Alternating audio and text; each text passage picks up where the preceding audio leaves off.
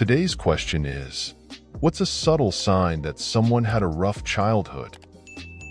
But before we begin, it would help us a lot if you subscribed, since 97.5% of the people who watch our videos are not subscribed. So without further ado, let's start. My sister-in-law adopted 3 siblings who are completely self-sustainable at a very young age. When they were visiting, I noticed a lot. If I gave anything to the oldest boy, he would pass it off to the youngest sister. Then I'd give him another, and it went to the middle sister. Then I'd give him another, and he'd finally keep it for himself. I asked if they wanted water. He said, yes, and I asked if the girls wanted water too. Oh, we can all share this one. Obviously, I gave them all water, but that one hit me pretty hard. He knew their eating schedules and would nag my sister-in-law, offered to make them mac and cheese or noodles or whatever we have laying around. Promised to clean up after. He was 12 years old. When normal kids play video games, they're glued. This kid was constantly checking over his shoulder to make sure everyone was safe, and if he felt one of his sisters was up to no good, he would put the controller down even if it meant dying or losing his progress in the game. To elaborate on up to no good, what the oldest brother considered bad behavior was pretty innocuous. There were several instances of things I consider normal childish behavior that he would regularly put a stop to. The most outstanding one was being too loud. It wouldn't even be yelling or screaming, just typical 5-year-old make-believe noises that would cause him to run over and tell the little one to keep it down. Having the ability to function as their own parent at a young age. Talking like an adult at a young age. Anything else that shows they had to grow up fast. Edit. Please stop explaining your interpretation of this phrase. People who have seen it know what I'm talking about. It's great if you are raising your kid to speak properly or understand adult topics. Obviously, I'm not referring to such a situation. Also, the question is, what's a subtle sign that someone had a rough childhood? Not, what's an obvious sign of abuse? Insecurity. My psychology professor used to joke that psychology is the study of common sense. When someone is insecure, it is generally because they lacked security as a child. Parental love was typically conditional and varied depending on the caretaker's mood. The child becomes insecure due to love not being guaranteed. So to earn this basic need, they will go throughout life trying to solve social puzzles that don't exist. Solving imaginary puzzles all the time can prove to be fatiguing, so these individuals tend to isolate themselves.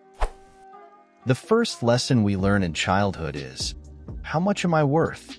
Our caregivers are the first to reflect this worth to us. From when we are infants and toddlers, if we cry, will someone come to us? If we fall down, will someone pick us up? To when we are kids and teenagers, do our caretakers choose to spend time with us? Do we get help with schoolwork/friend drama? There is an important balance here.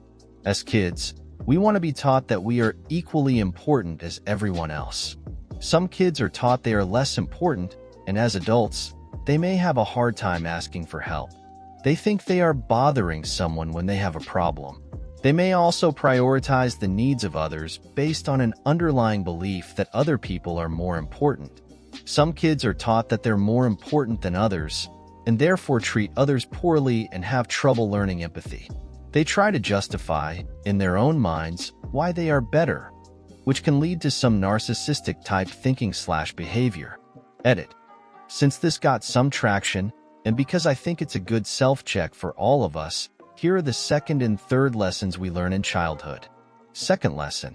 Can I make effective changes in my life? Basically learning independence, tying shoes, getting a job, resolving conflicts, etc.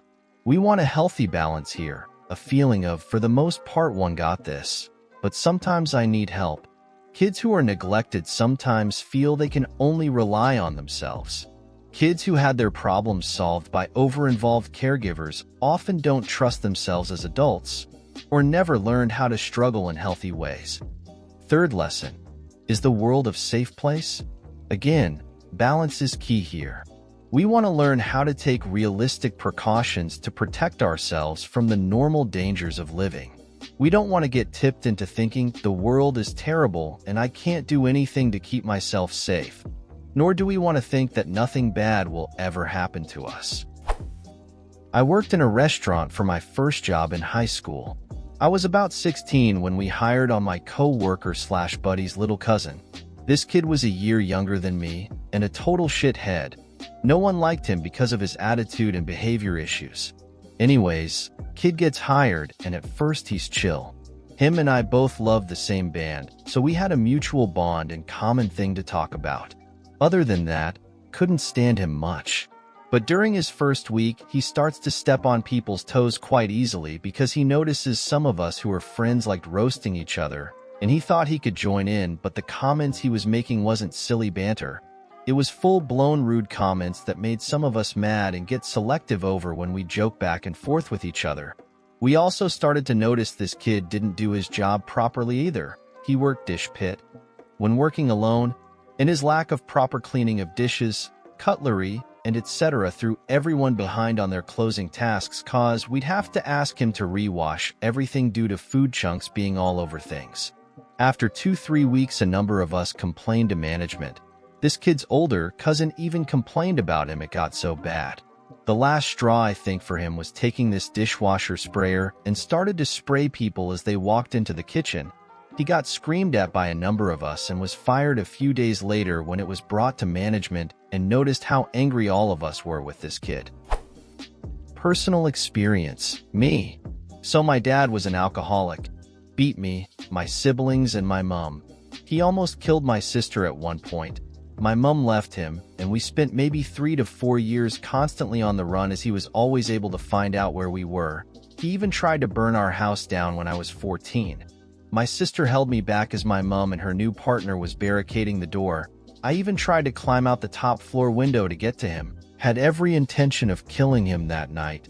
Things were up and down with him, had good and bad days. I also have weird flashbacks of moments sitting in the dark with my mom holding me crying, and I was just scary calm.